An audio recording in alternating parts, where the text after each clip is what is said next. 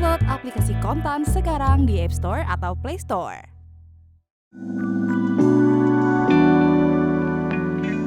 Emas kini menempati posisi sebagai aset cadangan terbesar kedua di dunia setelah dolar Amerika Serikat, AS, menurut laporan Bank Sentral Eropa, ECB, yang dirilis Rabu 12 Juni.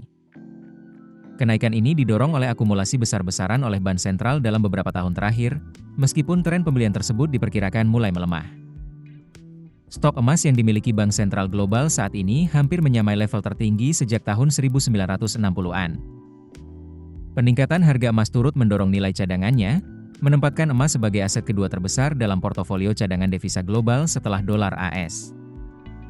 Bank Sentral meningkatkan kepemilikan emas mereka lebih dari 1.000 ton pada tahun 2024, 2 kali lipat dari jumlah rata-rata tahunan yang terlihat pada dekade sebelumnya.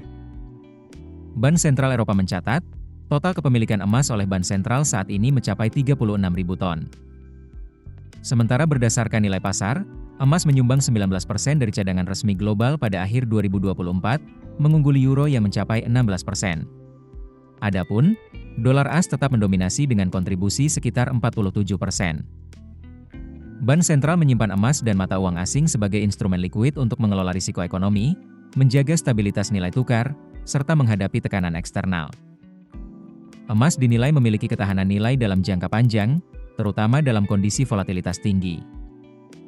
Saat ini, lebih dari 20% permintaan emas dunia berasal dari Bank Sentral, meningkat signifikan dari hanya sekitar 10% pada dekade 2010-an. ECB mencatat bahwa minat terhadap emas semakin tinggi di negara berkembang dan pasar negara maju yang khawatir terhadap risiko sanksi, serta penurunan peran mata uang dominan dalam sistem keuangan global.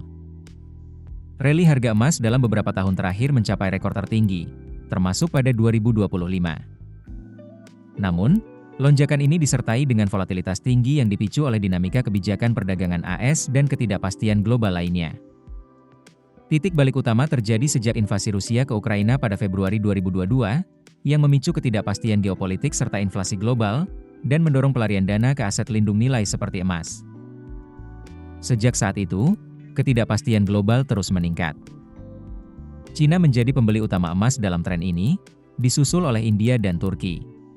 Namun, sejumlah analis menilai tren pembelian oleh Bank Sentral mulai melambat. Menurut Hamad Hussain, ekonom di Capital Economics, Bank Sentral diperkirakan masih akan membeli emas, namun dengan kecepatan yang lebih rendah dibanding tahun-tahun sebelumnya.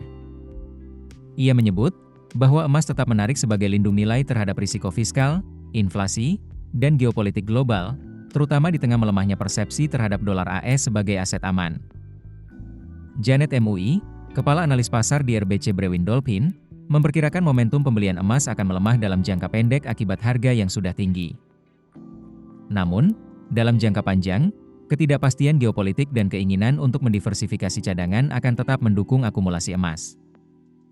Data dari World Gold Council menunjukkan bahwa pembelian emas oleh Bank Sentral turun 33% secara kuartalan pada 3 bulan pertama 2025. Di sisi lain, Cina juga mencatatkan penurunan pembelian emas secara signifikan.